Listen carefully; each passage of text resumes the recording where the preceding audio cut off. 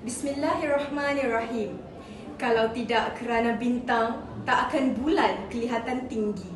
Kalau tidak kerana pidato, tak akan saya berada di sini. Datang bahtera dari Medan, singgah sebentar di laluan Kerai. Salam keluarga Malaysia saya hulurkan kepada sidang pendengar pembuka tirai. Assalamualaikum warahmatullahi wabarakatuh. Yang dihormati barisan panel hakim yang arif lagi bijaksana yang sedang menjunjung mahkota keadilannya, penjaga masa yang sentiasa peka dengan detak jamnya, para peserta yang saya kagumi serta saudara dan saudari yang saya hormati. Sedih puteri mendobrak atma, duduk termenung di atas para. Rakyat bersatu, setia bersama, tonggak utama kemajuan negara. Rakyat bersatu, negara maju. Begitulah tajuk pidato yang akan saya sampaikan pada hari ini. Negara maju ditakrifkan sebagai negara yang dipandang tinggi, dihormati dan dikenali oleh negara-negara lain. Kebiasaannya, dalam pemikiran marhain seluruh dunia, negara yang maju dan gah di persada dunia merupakan negara yang dipenuhi dengan teknologi, kaya dengan segala sumber dan wilayah yang besar. Namun, adakah kita semua yakin bahawa itu sahaja faktor bagi sesebuah negara maju? Jika dilihat dari sudut pandangan mata yang hakiki, kunci utama bagi negara yang ingin mencapai kemajuan adalah bergantung kepada kesepaduan dan kecerlangan rakyatnya. Rasa-rasanya, bagaimana rakyat boleh menjadi punca terbesar dalam memajukan sesebuah negara? Apakah keistimewaan rakyat dalam menjadi pedoman untuk membangunkan negara dari aspek politik, ekonomi maupun sosial? Hadirin yang dihormati, rakyat merupakan satu kelompok besar yang membantu payung mahkota dalam menggerakkan sesebuah negara. Dipetik daripada kata-kata bapa pembangunan negara Tun Abdul Razak, memupuk taat setia dan tidak berbelah bagi dan memahami hak serta keistimewaan masing-masing menjadi tanggungjawab utama rakyat kepada negara. Tanggungjawab di sini merujuk kepada bakti seorang rakyat dari dalam sudut rohaninya terhadap negara. Bayangkan jika rakyat tidak bersatu hati, pastinya tiada peningkatan sesebuah negara itu. Mengapa saya kata begini?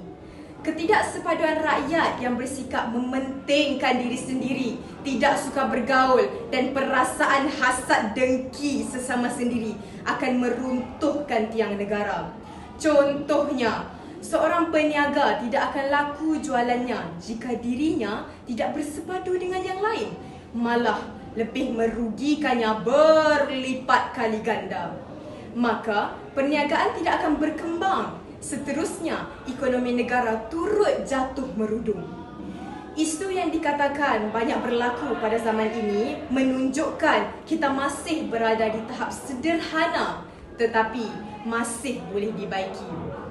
Secara umumnya, boleh disimpulkan bahawa tanggungjawab rakyat dalam memajukan negara bukanlah datang daripada usaha sendiri, tetapi daripada gabungan satu badan sosial yang sering dianggap tidak ada fungsinya, tetapi tanpa disedari, kumpulan itulah yang menjadi punca kegemilangan sesebuah negara. Begitulah tamatnya indikator saya yang pertama. Sidang pendengar yang budiman, saya teruskan dengan intipati yang kedua. Seperti yang kita tahu, agama di seluruh dunia sungguh berbagai. Walaupun ada bezanya, tetapi samanya tetap ada. Setiap agama menuntut penganutnya untuk bersepadu dengan semua individu, tidak mengira bangsa, jantina maupun kelainan agama. Sesungguhnya, perkara positif seperti ini sepatutnya mendorong kita lebih lagi kepada kesatuan umat seluruh dunia. Pegangan teguh agama dalam diri seorang insan mengajar erti persahabatan, kekeluargaan dan badan organisasi yang mantap di mana hal ini meningkatkan sefahaman manusia terhadap kesatuan umat. Hadirin, kita boleh simpulkan di sini bahawa bersatu padu kerana Tuhan ada hikmah-hikmahnya. Hikmah yang terbesar dapat dilihat daripada aspek sosial yang turut memberi imej baik sekaligus memajukan negara. Rakyat yang berpegang teguh pada agamanya akan menghormati agama lain. Seperti contoh, ketika azan berkumandang, semua bangsa dan agama berdiam diri sebagai tanda hormat terhadap azan itu. Perkara ini dapat menyimpulkan bahawa suatu kehormatan yang diberikan dapat menyepadukan umat sekeliling. Jadi, sudah terang lagi bersuluh, agama memang membantu negara dalam membentuk rakyatnya supaya menjadi istimewa yang akan memajukan negara. Selain itu, daripada agama juga kita belajar untuk menghargai sekecil-kecil hingga sebesar-besar sesuatu perkara. Saling menghormati bersulam pula dengan sikap saling menghargai dapat melahirkan kelompok sosial yang berdedikasi, maju dan berintegriti. Wajarlah jika kita katakan agama membaik pulih insan untuk negara. Hadirin hadirat, pada zaman pemerintahan Sultan Muzaffar Shah, Sultan Mansur Shah dan Sultan Alauddin Riayat Shah merupakan zaman kegemilangan Melaka. Namun, kerajaan Melaka didapati kian merosot pada akhir abad yang ke-15. Antara faktor yang menyebabkan kerajaan Melaka kian merosot adalah kelemahan pemimpin pada ketika itu, masalah perpaduan yang berlaku, kelemahan sistem pertahanan, sikap pembesar yang pilih kasih, pegangan agama dan kedatangan Portugis ke Melaka. Faktor terpenting dalam intipati ini ialah masalah perpaduan dalam kalangan rakyat setempat di situ sehingga menyebabkan Melaka jatuh terduduk. Hal ini demikian disebabkan oleh dasar pentadbiran yang pilih kasih yang diamalkan. Keadaan sebegini rupa telah mewujudkan ketegangan dalam kalangan orang Melayu dan India Muslim. Bukan itu sahaja, masalah perpecahan dalam kalangan rakyat turut menyumbang fitnah dan rasuah yang berleluasa turut terjadi. Oleh itu, disebabkan pentadbiran yang tidak cekap, masyarakat menjadi huru-hara dan secara tidak langsung menjejaskan ekonomi dan perdagangan di Melaka. Jika ekonomi sesebuah kerajaan itu jatuh, bagaimana kerajaan itu akan mencapai kemajuan? Jangan kita nafikan sejarah lalu ini membuktikan dasar pemerintahan mempengaruhi rakyat. Seterusnya, rakyatlah yang mempengaruhi kebangkitan negara.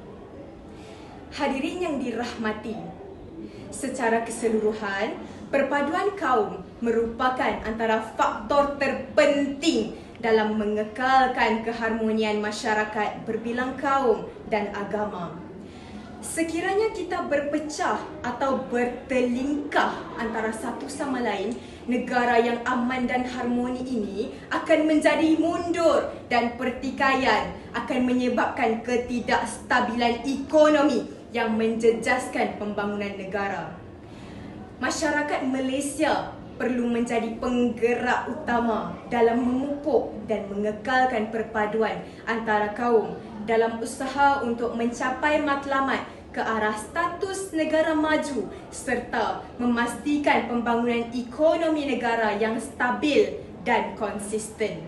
Izharlah bahawa mahajana ibarat duta kecil berperanan memajukan dan menjaga imej negara. Harum sungguh bunga melati, hiasan sanggul amat memikat. Bertolak ansur, hormat menghormati, mengukuhkan perpaduan, ikatan muafakat. Sekian, Assalamualaikum warahmatullahi wabarakatuh.